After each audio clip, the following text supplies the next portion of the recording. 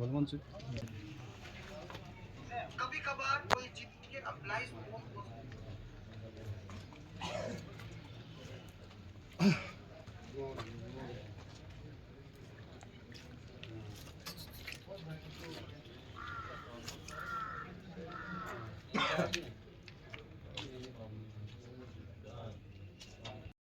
आज आपने एक गाड़ी पकड़ी है जो पुंछ नंबर की गाड़ी है, जिसमें 97 के करीब जो स्लीपर्स है और ग्रीन स्लीपर्स हैं।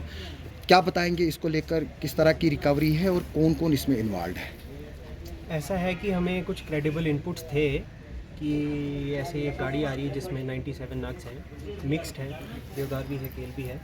पूरी तफ्तीश अभी चल रही है। तो उस इनपुट्स के बिहाफ पे हमने नाका लगाया था हमारी भंडारपुर चेक पोस्ट पे, और जो हमारे मुलाजिम थे वो रात से ही तैनात थे, रात 11-12 बजे से। और सुबह हमें इसमें सफलता मिली है, कुछ करीब 4:30-5 बजे के करीब हमने वो गाड़ी को इंटरसेप्ट किया है, और उसमें जो नग थे वो हमने जब्त कर लिए हैं। अभी बड़ा ही प्रिलिमिनरी इन्वेस्टिगेशन चल रही है, बड़ी ही शुरुआती दौर पे है। तो हम ये पता लगाने की कोशिश कर रहे हैं कि इसका सोर्स क्या था, ये डेस्टिनेशन क्या है, ये कहाँ लेके जाने की इनकी मंशा थी, कौन कौन इन्वॉल्व है, अगर कोई इसके पीछे नेक्सस है तो वो भी कौन सा नेक्सस है। और अब ऐसे संगीन मामले में इसमें थोड़ा सा टाइम लगता है ताकि हम सही मायने में जो कल्प्रिट्स हैं उनको बाहर लाएं, क्योंकि ये तो शायद सिर्फ मोहरा हो, इनके पीछे जो है उनका हम सामने लाएंगे चेहरा, और इसको तफ्तीश से जांच करके आपको कुछ ही दिनों में एक क्रेडिबल आउटपुट, क्रेडिबल रिज़ल्ट देंगे। और हम पूरी कोशिश करेंगे कि ये एक मिसाल हो, ये डेटरेंट पैदा करे।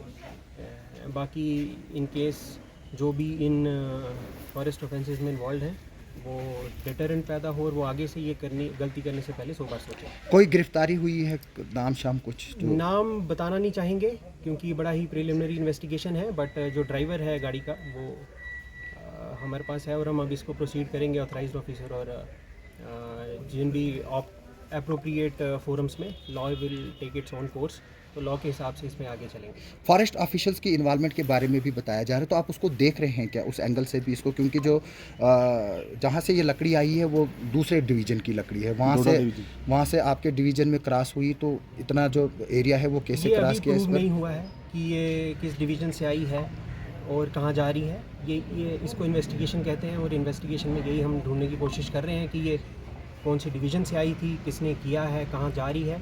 यही एक इन्वेस्टिगेशन का प्रोसेस होता है, और उसको करने के बाद ही हम बता पाएंगे कि इसमें कौन इन्वॉल्व है और कौन सी डिवीज़न से आया है। सर, डिफरेंट एरिया से रिपोर्ट्स आ रही है कि ग्रीन फैलिंग्स हो रही है और बाद में आग लगाई जा रही है, तो आप इसको कैसे देख रहे हैं? और एक प्रोजेक्ट फॉरेस्ट डिपार्टमेंट ने शुरू किया था कि ट्रैप कैमराज लगाने के लिए जो CCTVs हिडन कैमरे लगाने थे, तो वो प्रोजेक्ट कहाँ पहुँचा और कितना इम्प्लीमेंट हुआ अभी तक?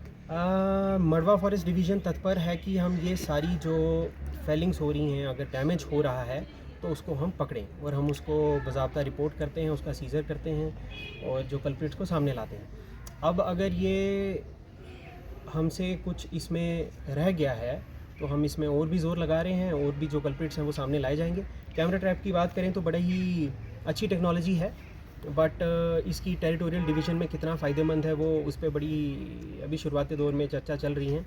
अगर उसकी इफेक्टिवनेस प्रूव होती है तो हम वो भी लगाएंगे, और धीरे धीरे इसमें और काम करेंगे। सर, ये 97 स्लीपर्स है, अगर तो 40 से 50 पेड़ भी कटे हुए होंगे, तो जहाँ वहाँ पे जो फॉरेस्टर और रेंजर जो वहाँ पे तैनात होंगे, जिनकी ड्यूटी वहाँ पे होगी, उन पे भी कार्रवाई की जाएगी, क्योंकि 40 से 50 पेड़ कटना कोई छोटी बात नहीं है।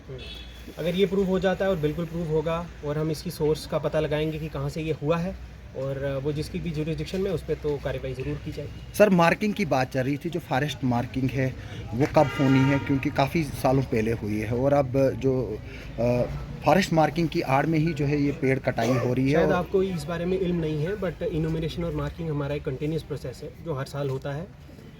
आप RTI दायर करें, हम आपको बताएंगे कि इस साल हमने कितनी मार्किंग की, कितनी इनोमिनेशन हुई। तो ऐसा नहीं है कि मार्किंग रुकी हुई है, मार्किंग कंटिन्यूस प्रोसेस है। पिछले साल भी हमने की मार्किंग, वो फॉलन ट्रीज़ की हम मार्किंग करके फॉरेस्ट डेवलपमेंट कॉरपोरेशन जो एक स्पेशलाइज्ड एजेंसी है इसकी, उसको दी जाती है। और फिर उससे रेवेन्यू जनरेट होकर गवर्नमेंट ऑफ जम्मू कश्मीर की ट्रेजरी में वो पैसा जाता है। सर सर, लोकेट पिछले है कई महीने पहले जो है चारों तरफ से जंगल जलने की आपने भी खबर देखी होगी, देखा होगा, चारों तरफ जंगल जल रहे थे। कहीं ना कहीं अगर बात की जाए ये कि ये स्मगलिंग छुपाने के लिए जो है जंगल में आग लगा दी जाती है, जो लोग स्मगलिंग करते हैं वही लोग जंगल में आग लगा दी जाती है, इस पर कोई कार्रवाई क्यों नहीं की जाती है? क्योंकि हर साल आपने देखा होगा जब भी जो है सर्दियों का टाइम आता है तो जंगलों में आग लगा दी जाती है और उसको इस तरीके से दिखाया जाता है कि जो गुजर बकरवाल वहाँ पे जो है अपनी भेड़ बकरियाँ लेके जाते हैं, वो जो है अपनी ठंड से बचने के लिए आग जलाते हैं और वही जो आग जो है जंगलों में फिर फैल जाती है। तो इस पे क्या बोलेंगे? जो फायर है वो 2 प्रोसेस से होती है, एक होता है नेचुरल और एक होता है मैनमेड। तो जो पिछले साल आप नवंबर दिसंबर की फायर्स की बात कर रहे हैं तो आपको याद होगा कि it is one of the driest season बहुत से सालों में पिछली बार हुआ है, तो नेचुरल भी था। और मडवा फॉरेस्ट डिवीज़न में जो फायर थी, जो इंसिडेंसेस थे कुछ नेचुरल थे और उनको हमने बड़ी जल्दी काबू पा लिया था। फॉरेस्ट फायर की आड़ में ऐसा कुछ ना हो उसके लिए हमने प्रोएक्टिव स्टेप्स लिए हैं और हम इंश्योर करेंगे कि ऐसा ना हो। सर आखिरी सवाल ये कि लोग बोलते हैं कि जो लीगल तौर पर हम लकड़ी लेने के लिए जाते हैं तो प्रोसेस जो है वो काफ़ी डिफ़िकल्ट है और उनकी एप्लीकेशन काफ़ी देर से पेंडिंग है, इसलिए वो मजबूर होते हैं कि फॉरेस्ट जो नेक्सस है उससे जो है वो लकड़ी सस्ते दामों पर ख़रीदें।